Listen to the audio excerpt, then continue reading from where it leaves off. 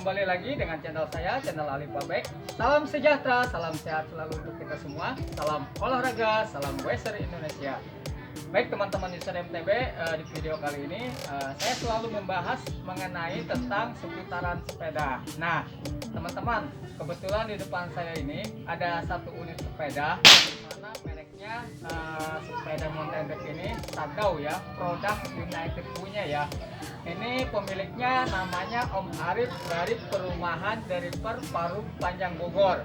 Nah teman-teman, beliau kemarin kontak saya, itu saya belum sempat datang ke rumahnya teman-teman, karena kemarin itu cuacanya yang tidak mendukung dan sedikit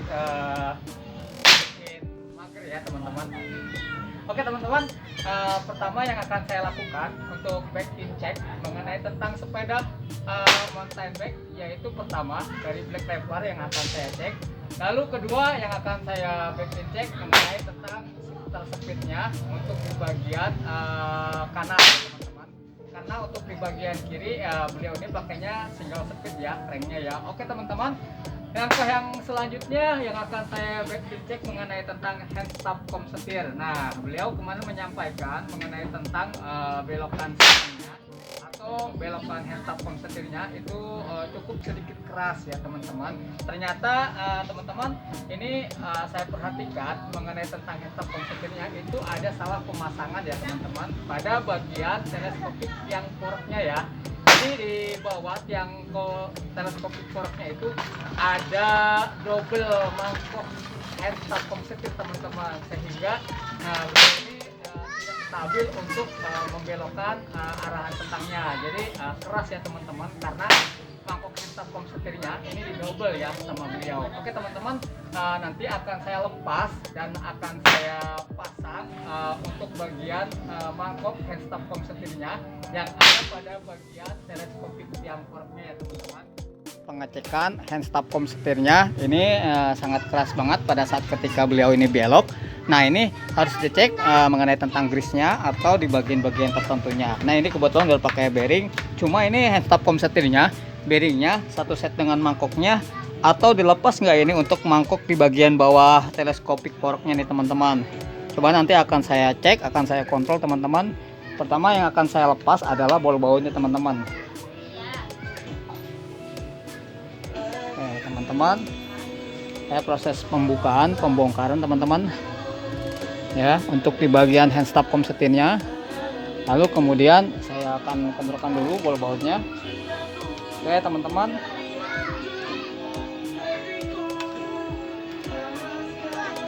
oke.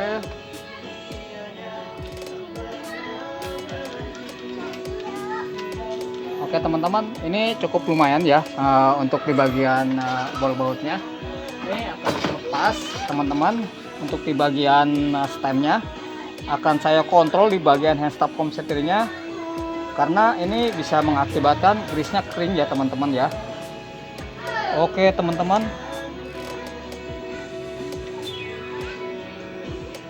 Nah teman-teman, ini ada kesalahan teknis ya untuk mengenai pemasangan forknya ya, untuk di bagian teleskopik mangkoknya.